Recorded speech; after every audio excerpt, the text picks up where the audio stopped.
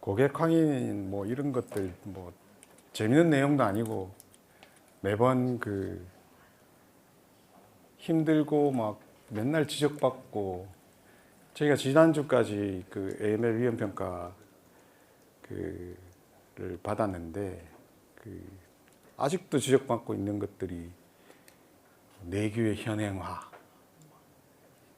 뭐 조직이 바뀌었는데 왜 안 바뀌었냐, 뭐 RA 뭐 이런 거 아까 말씀드렸던 위험 평가 하는데 왜 이렇게 비율이 낮냐. 구조적으로 어쩔 수 없는 것들이 되게 많아요. 기본적으로 RA 세팅 해놓은 것들을 임의로 변경해가지고 막 잘라서 올린다든지 하는 것들이 나중에 얼마나 그 부담으로 돌아오고 그 비정상적인 고위험군을 생성하는지에 대해서는 사실 좀 고민을 해봐야 됩니다. 그래서 근데 사실 이제 여기 지금 볼 거는 제재를 뭘 받았는지를 이제 한번 보고 그러면 이제 검사 트렌드겠죠. 그럼 이거 뭘 준비해야 되는지 우리가 사전에 좀 고민을 해보자. 검사 트렌드는 또 바뀔 거예요. 또 바뀔 건데 뭐 어쨌든 간에 아직 기조는 바뀌지 않았고 매번 제재 공시가 날라오는 거 보면 카지노나 가상자산 거래 쪽은 과태료도 많고 뭐 징계도 많고 근데 은행이나 제2금융권 포함해서 이쪽 제재 사례들을 보면 주로 뭐 CTR이나 뭐 STR이나 보고했니 안 했니 뭐 이런 쪽이고 또 과태료도 별로 많지 않고 근데 이 산업이 이 인식 자체가 고위험 산업군으로 이제 모든 문구 자체가 보면은 카지노랑 비슷하게 되어 있습니다. 제외될 때도 꼭 카지노랑 같이 제외되고 거래 종결에 대한 채권 채무 관계 종결도 카지노랑 문구가 똑같고 이렇다 보니까 초창기에 이런 것들을 이제 맞이할 수밖에 없는 쪽에 우리는 와서 일을 하고 있고 컴플라이언스는 어떻게든 그걸 막아내야 되는 입장에서 좀 더 자세하게 들여다보고 좀 더 자세하게 실현하고 구현하는 고민을 계속해야 된다. 이게 없던 산업이다 보니까 기존의 은행처럼 뭐 10년, 30년 뭐 이렇게 20년 좀 넘었죠. 2000년도 초반에 그 AML이라는 게 도입되면서 누적된 20년 넘는 세월 동안 누적된 노하우들이 있는 반면에 거래도 생소한 가상자산 거래는 또 다르게 접근해야 되는데 항상 우리 직원들한테도 얘기하는 거지만 기본이 튼튼해야 응용을 할 수 있는데 이 사람은 지금 응용해야 해서 적용해야 될 것들이 너무 많은 거예요. 그래서 다양한 케이스들이 생기고 있기 때문에 그걸 어떻게 풀어나갈 것이냐는 건 기본에 좀 우리가 충실해보자. 근데 닥친 문제도 해결해야 된다. 도대체 제재를 뭘 받았는지 한번. 고객 확인 부적정. 이건 좀 뭐 업체명은 제가 가렸습니다만 고객 확인 조치가 끝나지 않은 고객에 대해서 거래를 제한하지 않은 사실이 있어. 고객 확인 안 하고 그냥 갔다는 건데 사실 지금 생각하면 상식적으로 이해가 안 되잖아요. 고객 확인을 안 했는데 어떻게 거래를 했을까? 이 가상자산 업체인데 부적정이고 고객 확인 조치가 모두 끝나지 않은 고객에 대해서 거래 제한을 하지 않았다. 무조건 해야 됩니다. 그죠? 금융거래 특히나 뭐 혹시 간과할 수 있는 부분 중에 하나 스테이킹 같은 경우에 이렇게 주잖아요. 사실 어떻게 보면 그 리워드 주고 뭐 이런 것들이 그 이자 개념에 해당이 될 수 있는데 근데 이 사람들 한번 넣어놓고 잊어버리고 KYC 이런 거 안 하는 경우가 있어요. 근데 KYC 안 했는데 이자는 줘야 돼. 줘야 돼, 안 줘야 돼? 안 줘야 돼요. 그죠? 이자 개념이 들어가면 금융거래에 해당이 되기 때문에 금융거래에 해당이 되면 KYC 반드시 해야 되는데 근데 이자인데 뭐 그냥 주면 되지 않겠어? 찾을 때 뭐 자기가 거래 안 되니까 뭐 하겠지. 간과하면 안 된다는 거죠. 그죠? 그런 부분들에 대한 우리가 놓칠 수 있는 부분들인데 반드시 챙겨보고 나중에 건당 또 막 두드려 맞을 가능성이 되게 크기 때문에 자세히 봐야 되는데 어떤 게 금융, 그럼 어떤 건 또 금융거래가 아니냐? 어떤 경우, 예를 들어서 뭐 이렇게 반환 정책을 사용해야 될 경우가 있잖아요. 막 넣어, 막 어디다 넣은지 모르고 막 왔는데 뭐가 왔어. 이거 반영도 안 돼. 돌려줄 때 KYC 해야 돼, 말아야 돼, 막. 헷갈릴 수 있잖아요, 그죠? 근데 아예 이제 거래 자체 반영이 안 되고 했을 때 돌려주는 반환 정책은 KYC랑은 좀 무관하다라고 저 개인적으로 생각을 하는데 이게 법무법인들의 법률 해석은 또 조금씩 달라요. 그래서 자세히 혼자 판단하기 어려우면 반드시 준법 또는 법무 쪽에 질의를 해서 거기에 대한 명확한 답변을 받고 업무를 진행하시는 게 맞을 것 같습니다. 아까 이제 법인고객 실세유자 미확인 뭐 이런 거 아까 잠깐 말씀드렸잖아요. 이것도 좀 이해가 안 되는데 법인고객의 실제 소유를 확인하지 않았대요. 어디까지 확인해야 됩니까? 제일 처음에 25% 이상, 그 다음에 최대 주주, 그 다음에 실제 그걸 움직이는 사람, 그것도 안 돼. 그 다음에는 법인 또는 법인의 대표자까지 확인을 하고 서류로만 받지 마시고 반드시 전산에 등록하시고 전산에 서류 받은 거 등록하는 시스템 다 있으시죠? 그것까지 확인하셔야 돼요. 안 했다고 또 뭐라 하더라고요, 사실. 그래서 거의 다 했는데 한두 가지 누락될 수도 있죠. 뭐 서류가 뭐 한두 가지여야지 뭐 하나 받으면 뭐 수십 장씩 받는데, 그죠? 실수해서 확인 잘해야 된다. 이건 좀 심한데, 은행이에요, 은행. 고객 확인 증표를 진구하여 확인하지 않았다. 명의인으로부터 실명 확인 증표를 진구하여 확인하지 않았다. 사실 이게 좀 상상이 안 되는데, 제가 볼 때는 아까 말씀드린 그 불량률 오류 중에 하나가 아닐까. 근데도 안 했잖아. 그죠? 은행인데, 그죠? 이런 것도 제재 대상이 되었다. 이거는 아까 말씀드렸던 거 있는데, EDD 대상으로 스스로 규율을 한 거예요. 누가 EDD로 한 적 없는데, 법에서 EDD로 하라고 하지도 않았는데, 너가 했잖아. 그러면 정보를 받아야지. 여기 보면, 내규에서 FATF 권고사항 이행 취약 국가의 국적의 고객을 EDD 대상으로 스스로 규율. 그죠? 이거 누가 제재한 거예요? 금융위에서 한 거잖아요. 우리가 하라는 적 없는데 스스로 규율을 했는데 왜 제대로 된 금융거래의 목적 추가로 확인하지 않았냐라고 해서 제재를 해버렸어요. 여기 보면 필리핀 국적 고객 한 명에 대해서는 거래자금 원천도 미확인. 좀 상상하기 어려운 건데 하여튼 뭐 이게 강화된 고객 주의 의무 위반으로 제재가 됐다. 그 다음에 한번 볼까요? 여기 또 실수요자 여부 미확인. 재행주기 도래 전이에요. 아까 재행주기 도래 전에도 의심스러우면 필요하면 고객 확인 또 해야 되잖아요. 그거 안 했다고 지금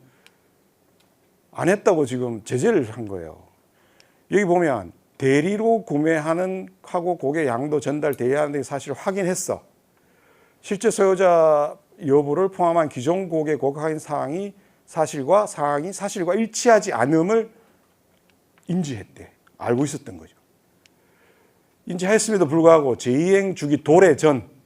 그러니까 재행 주기 도래할 때만 하는 게 아니고 네가 이상한 놈인 거 봤으면 대리로 구매해가지고 실소유자 지가 아닌 거 알면 고객 확인을 해라라는 거예요. 우리 어떤 경우가 있을까요? 실제로. 예를 들어서 뭐 끼워 맞춰 보자면 차명거래 같은 거 가능하겠죠. 대리로. 근데 순진한 건지 뭔지 모르겠는데 전화해서 물어보면 실제 누가 뭐 좀 사달라 해서 사줬어요. 뭐 실소유 자기가 아니잖아요. 그죠? 그럼 어떻게 해야 돼요? 확인해야 돼요. 그죠? 추가 정보로. 근데 저희 같은 경우에 차명거래 같은 경우는 실제로 막아놓고 이 돈이 누구 소유인지를 알 수가 없어. 이 사람 소유인지 아니면 전화해보면 잘 몰라. 옆에 같이 있어. 막 물어보면서 막 하잖아요. 뭐라고 대답해야 돼? 뭐라고 대답해? 그럼 옆에 다 들리잖아요. 이런 경우에는 명확히 이 본인에 대한 확인을 해야 된다. 근데 덥석, 그럼 나 거래 안 할 테니까 돌려주세요. 라고 하면 그냥 덥석 주면 됩니까? 안 됩니까? 그럼 나중에 실소유자, 야, 그 돈 내 돈인데 왜 걔한테 줬어?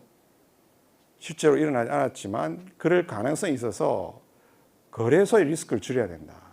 이쪽도 줘야 되고 나중에 이쪽도 줘야 되는 상황이 생기면 안 되기 때문에 불러. 다 와. 이래서 진짜 내가 이 사람 줘도 돼? 오케이, 다 써. 확약서 쓰고 신분증 다 카피하고 명확하게 실소유자 확인하고 거래를 중지시키고 다시는 본인 거래로 해야 된다라고 해서 하는 경우가 있습니다. 그래서 이런 경우도 보면은 재이행주기 도래 전에 알면 해야 된다는 거예요. 근데 나도 모르고 감독기관도 모르면 그냥 넘어가겠죠, 그죠? 근데 뭐 보면 안 와봐. 그래서 여기 보면 거래 목적을 제대로 안 하고 카지노 게임 참여로 이미 입력하였다. 그 사람 직접 해야 되는데 이미 입력하였다. 근데 우리 같은 경우 어떤 경우가 있겠어요? 거래 목적 네가 알아서 뭐해 막 써놔 막. 근데 이거 발라내야 되잖아요, 그죠? 근데 우리가 그걸 진짜로 그런 사람이 있어. 네가 뭔데 이걸 알고 싶어 뭐 이런 내용 실제로 있어요. 근데 이런 것들은 그 입력할 당시에 완전하게 파악하기는 어렵다. 아니면 뭐 점 찍고 넘어가거나 이런 경우도 있고 그냥 뭐 이상한 기호 몇 개 넣고 넘어가거나. 근데 이런 것들은 전산상 일정 부분 막을 수는 있는데 디지수나 뭐 이런 것들로 조정은 가능한데 미세한 것까지는 알 수가 없다. 그죠? 그러면 또 수기로 봐야 돼. 안 쉬워. AI가 보고 이거 이상해요라고 알려주면 제일 좋을 텐데 요건 한 뭐 가까운 시일 내에 그렇게 되면 좋고 이런 것도 봐야 된다. 안 그러면 제재가 된다. 이 다 고객 확인과 관련된 제재들이죠. 고객 확인서 변조 허위 소유자 이거는 다른 동종업계에서 이제 검사 받은 거 안 거지. 우리 거 똑같은 거 뒤져보니까 큰일 났네. 이거 어떻게 해야 되지? 그때부터 직원들이 앉아 쓴 거지 뭐. 그죠? 거기다가 뭐까지 했어요? 내부 전산상 검사 대상 고객의 고객 확인 정보를 수정했어요. 이런 유혹이 있어요, 실제로. 그죠? 이거 검사 받으면 걸릴 것 같은데, 야, 이거 우리 넣으면 안 돼? 또는, 야, 이거 빼고 가자. 전산에 삭제하자. 뭐. 그런 유혹을 컴플라이언스는 안 받는데, 다른 데서는 받아요. 다른 부서에서는. 컴플라이언스 그렇게 하면 됩니까? 안 됩니까? 절대 안 됩니다. 이거 되게 많이 받았어요. 그래서 이런 거는 괘씸죄에 해당이 되기 때문에 이런 케이스가 금융권에서 일어났던 게 BNP 파리바 케이스로 저는 알고 있습니다. 89억 불 두드려 맞고 1년 동안 달러 결제 금지시킨 거. 그때 얘들이 그 정도 금액이 아니었는데 중간에 이 문서를 조작한 흔적이 나와가지고 가중처벌 10조 맞은 거예요. 10조. 그죠? 그래서 이런 거는 절대 하면 안 된다. 전산 시스템을 고친다거나 유연적 허위소유를 제출한다거나 자체로 막 만들면 안 된다는 거예요. 반드시 고객한테 보완을 받거나 전산상 이런 게 못했으면 추후에 보완을 해서 감경 사유를 받아야 되지 이걸 임의로 수정하는 경우는 큰일 난다. 거기까지고 이제 그 고객 확인이 끝났는데요. 빠르게 30분 내에 두 가지를 한번 또 이거 되게 중요한 부분 중에 하나인데 미신고 가상자산 사업자 거래 미신고 가상자산 사업자인지 어떻게 판별할 거야? 그죠? 판별해야 돼요. 거래하면 어떻게 돼요? 법 위반이에요. 제가 물어봤어요. FIU에다가 미신고 가상자산 입금하는 거 뭐 100만 이하 들어온 거 우리가 알지도 못하는데 어디서 들어오는지 이거 어떻게 해요? 뭐 미신고 가상자산 사업자에서 들어오는지 뭐 아닌지 모르겠는데 막 이랬더니 그건 모르는 얘기고 입금이든 출금이든 미신고 가상자산 사업자하고 거래를 하면 위반 사항이니까 처벌받을 수 있습니다라고 대놓고 얘기하더라고요. FIU에서. 그러면 우리는 최선을 다해서 미신고 가상자산 사업자를 발라내야 됩니다. 이미 등록된 미신고 가상자산 사업자는 명확하잖아요. 그죠? FIU에서 얘들은 해. 우리가 좀 더 했어. 한 2개 정도. 보니까. 그랬더니 다른 거래소에 너는 왜 더 해? 이래가지고 글쎄 우리는 그게 미신고 같은데 이런 얘기가 나오는 이유는 거래소마다 미신고 가상자산 사업자를 선정하는 기준이 다르다. 그래서 오늘 한번 이런 경우는 미신고 가상자산 사업자를 한번 보자 라고 해서 한번 그동안에 보도자료나 일단 제재를 뭘 받았는지 미신고 가상자산 한번 볼까요? 이게 뭐야? 죄송합니다. 일단 미신고 가상자산 사업자는 일단 이건 통계자료 한번 보고 정의에 보면은 이제 일단 이 정의를 가지고 판별을 해야 되고 그리고 미신고 가상자산 사업자 관련 업무 처리 절차가 나왔어요. 그죠? 아예 이제 발표가 됐어. 정보분석원에서 FIU에서. 그다음에 미신고 가상자산 거래 의무 위반 제재를 가했어요. 실제로. 그다음에 미신고 가상자산 사업자 자금세탁 평가 항목에 좀 반영할 필요가 있다. 그다음에 미신고 가상자산 사업자 구분 기준에 대해서 금융정보분석에 내놓은 자료들이 있어요. 그죠? 이것도 한번 살펴보고 그리고 미신고 가상자산 사업자 유권 해석 사례. 지금 미신고 가상자산 업계에서 되게 이 유권 해석 나온 것들을 보면 이게 되게 세부적인 것보다 신고 관련된 사항이 되게 많아요. 지리한 게. 우리 이거 사업할 건데 이거 미신고이 아니에요. 이런 질의가 되게 많았고 가상자산 사업자들이 고객 확인이나 이런 거에 대한 질문 별로 없어요. 초창기라서 그런 것 같기도 하고 그래서 이런 유권 해석 사례를 보고 영업행위 이게 영업행위를 하냐 안 하냐를 어떻게 구분할 거냐 이건 대부분 판례 보면서 한번 보고 이것도 한번 나중에 생각을 한번 해보죠. 이 가상자산 사업자 유권에서 이건데 대부분이 신고 관련된 거예요. 다른 데는 고객 확인, 의심 보고 이런 게 있는데 이 대부분이 이 신고 관련된 얘기가 많습니다. 그래서 통계에 들어간 지 얼마 안 돼서 그런 것 같고 가상자산 사업자 신고를 보면은 이제 여기 보면은 이제 정의가 이렇게 돼 있죠. 매도 매수 교환 이전 보관 관리 행위 매도 매수 교환 행위를 중개할선 대행하는 행위. 우리가 어디에 해당됩니까? 여기에도 해당이 되고 그죠? 보관 관리도 하죠. 지갑 사업자들 있을 수 있고 스테이킹도 보관하는 거고 이런 것들 우리는 영업 행위를 하고 있어요. 신고 다 돼 있고. 근데 이거 아까 이제 유의해야 되는 게 트래블을 타고 들어오는 이 미신고 가상자산 사업자 이거 어떻게 할 거냐. 그 지갑 등록 하잖아요. 심사해야 돼. 이 사람이 이 가상자산 사업자인지 아닌지. 지갑 사업자 막 등록해줬어요. 근데 보니까 신고도 안 하고 그냥 지갑만 막 만들어가지고 하는데 나중에 알고 봤더니 야, 너 신고 안 하고 미신고 가상자산 사업자로 거래한 거야? 라고 했을 때 걔들도 걔들이지만 그걸 해준 거래소도 문제가 될 수 있다.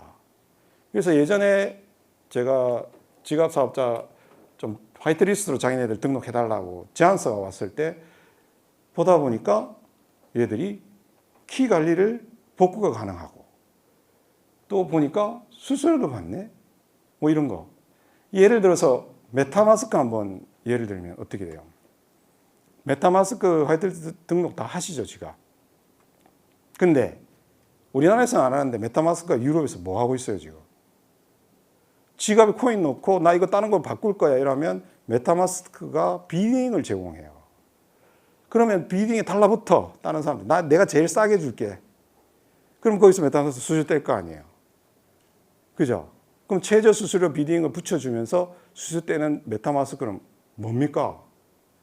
우리나라에서는 미신고 가상자산 사업자예요. 우리나라에서는 신고해야 돼요. 근데 우리나라에 그런 서비스를 제공하고 있지 않아요. 들어오면 고민해야 됩니다.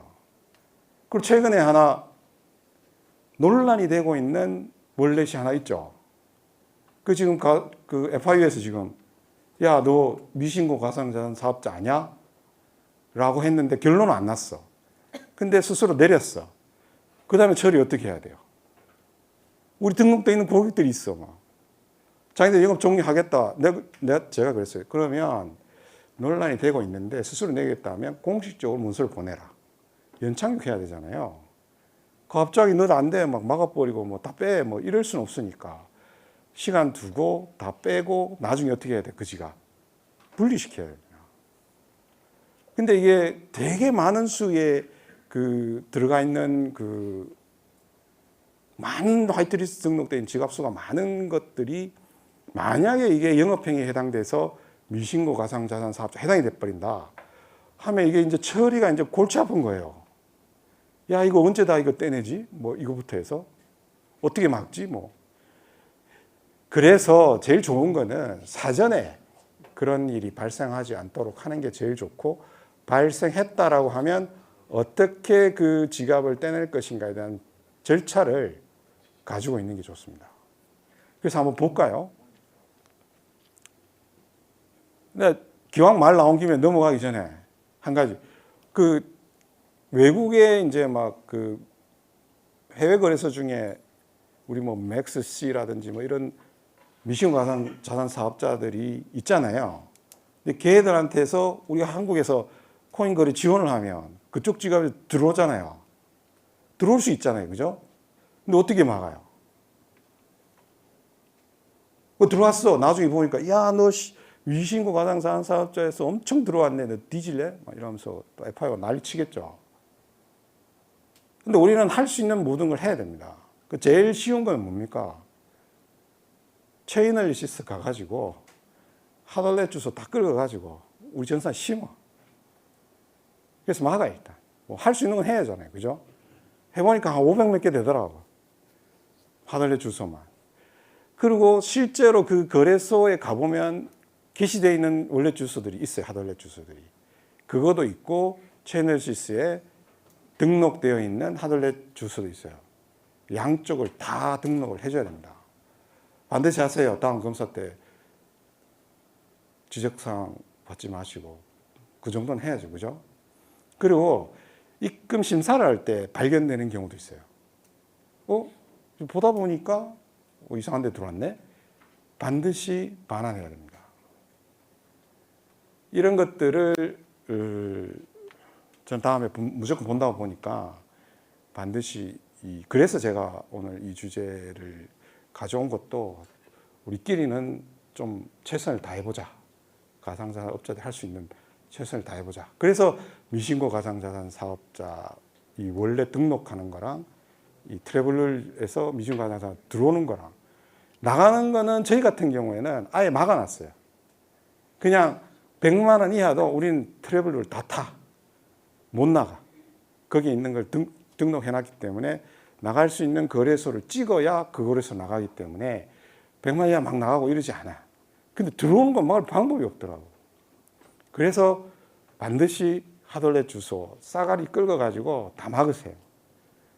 중요한 문제입니다. 자, 업무 처리 절차가 발표가 됐어. 금융정보 분석 가상자산 검사과에서.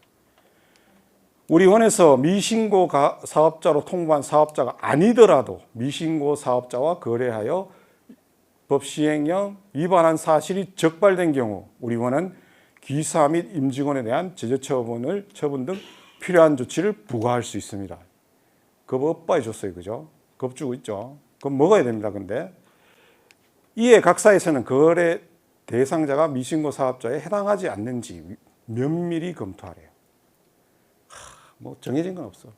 그냥 요거 하지 마 이러면 제일 좋은데 면밀히 검토해라. 힘들어요. 근데 예전에는 그게 지금도 뭐 이런 얘기를 하고 계시지만 실제로 이 프로세스를 보면 이 닥사의 역할이 닥사 뒤에 계시죠. 닥사가 해야 될 일들이 보면은 제보를 접수해. FIU로도 되고 닥사가 되고 닥사가 특정 위반 여부를 검토해야 돼. 검토 결과 증빙서를 FIU에서 보내야 돼. 닥사 검토 결과 및 증빙 자료를 바탕으로 미신고 사업자 여부를 또 FIU가 검토를 해.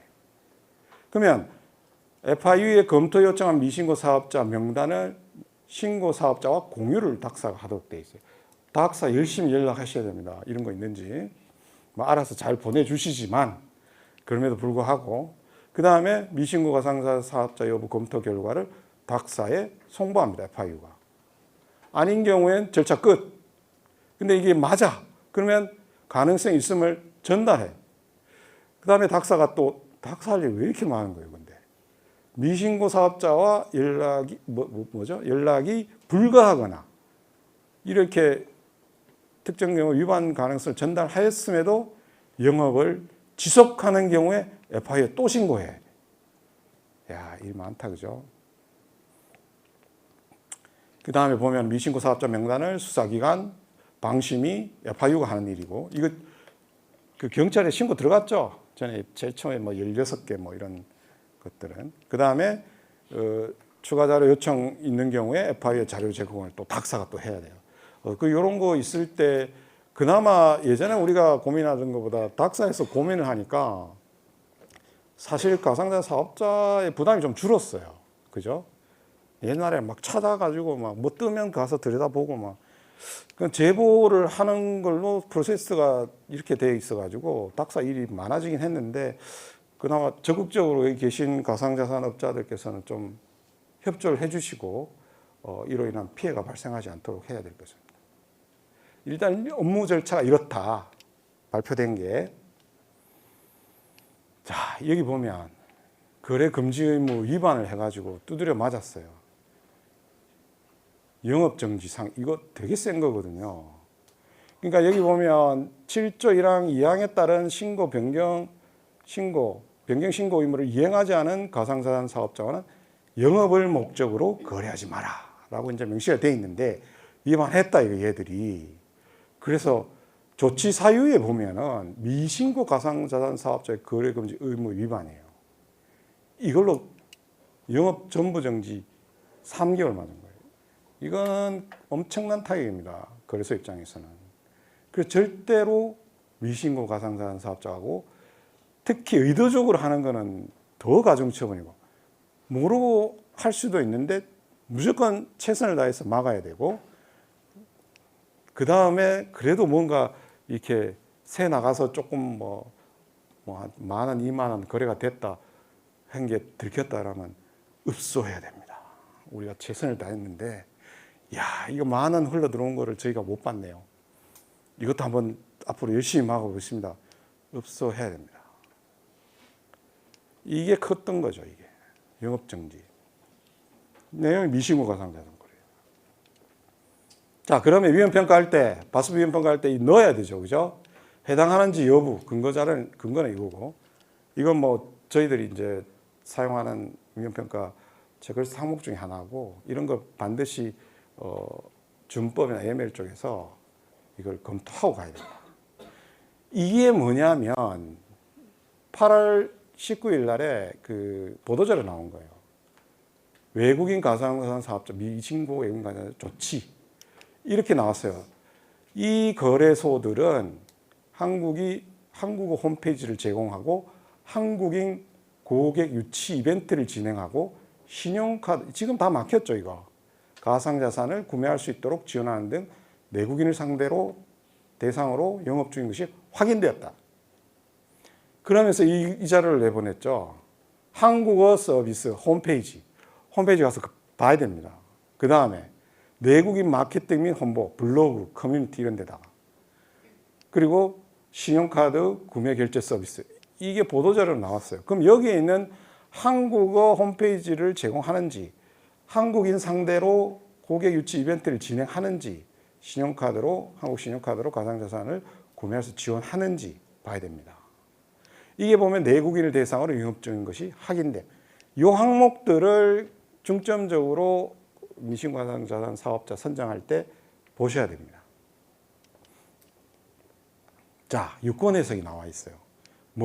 어느 사업자가 멀티시그 방식으로 이 전자지갑 발급에 관한 위탁 계약을 체결하고 이 누구하고 한 겁니까?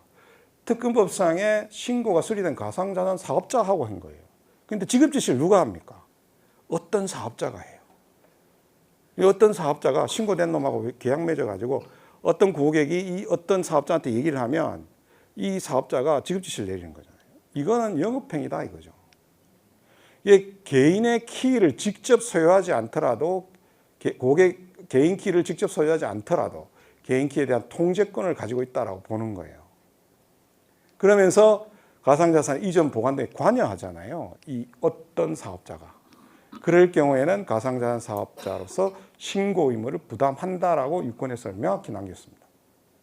근데 아까도 제가 한번 말씀드렸죠. 키를 복구할 수 있거나 키를 메타마스크는 자기가 잃어버리면 끝이잖아요. 근데 그때 제안서에 보면 복구해 준다더라고요. 아, 이런 거 안 된다.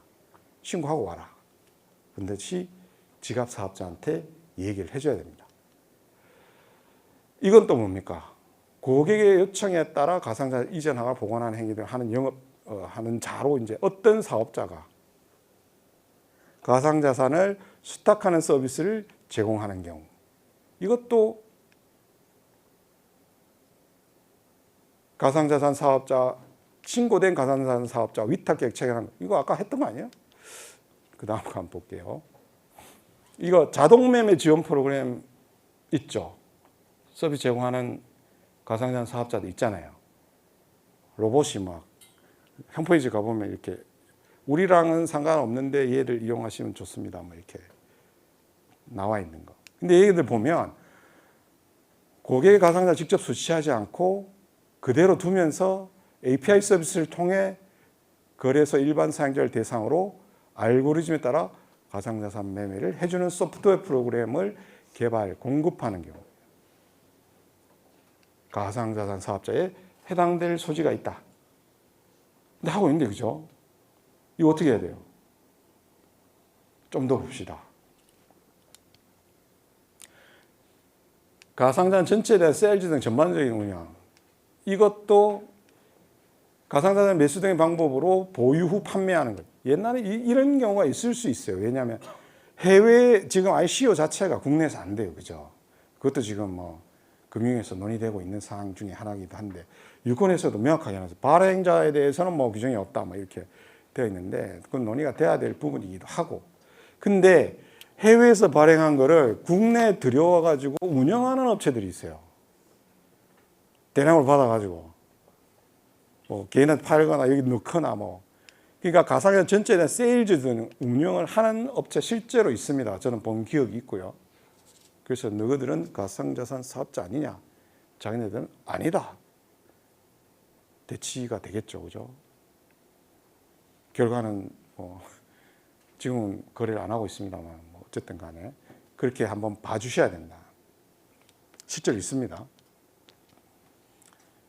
이거 국내 거래소는 법인 계정 가상자산 이체 받아가지고 하는 게, 실제로 법인들 계정 거래소에 있을 거 아니에요, 그죠? 그쪽을 불특정 다수들이 막 이체 받아가지고 뭐 불려주겠다든지 뭐 운영해주겠다든지 해가지고 수주받고 이러면 이 사람도 가상자산 사업자의 법인 계정 이용하는 거죠. 이 수수료를 수취해, 수수료를. 이 돈 받는 거는 영업하는 거예요, 그죠? 개인 키가 복구가 되거나 돈 받는 거는 그냥 얘는 신고해야 된다. 수수료 수취했다는 거예요. 이걸 물어봤겠죠. 우리 수수료 수취하고 이래 할 건데 뭐 유권에서 받아보니 돈 받으니까 너는 가상자산 사업자에 해당될 소지가 있다. 자, 영업행위라는 거지. 아, 이거 뭐 발행인은 그렇다 치고 이게 대법원 판례에 나와 있는 건데, 가상자산의 매도, 매수, 보관, 관리 행위인데 이겁니다. 반복, 계속성 여부, 그 행위의 목적이나 규모, 횟수, 기간, 태양 등의 여러 사정을 종합적으로 고려. 야, 명확하지는 않다, 그죠? 생각 잘해야 된다는 얘기죠. 그럼 우리는 뭐 생각해야 됩니까? 가상자산 검사과에서 내보는 보도자료 봐야 되고 유권 해석 봐야 되고 대법원 판례 봐야 되고, 결과론적으로는 이게 가장 판례상 영업으로 한다고 하면 영리를 목적으로 동종의 행위를 계속적 반복적으로 하는 것을 의미한다. 여기에 해당되면 뭐 해야 돼요? 미신고 가상자산 사업자로 지정해야 됩니다. 근데 한 번 했어. 그리고 안 해. 야, 너 돈 받고 하면 했네? 그럼 재판 가야죠, 이제. 이 계속성이 있느냐, 반복성이 있느냐, 영리를 목적했냐. 자세하게 따져봐야 되는데 영업의 개념은 이렇다. 그래서 앞에 나와 있는 보도자료 비롯해서 제재 사례, 유권 해석을 전부 보고 그걸 종합해서 미신고 가상자산 사업자인지 보셔야 됩니다.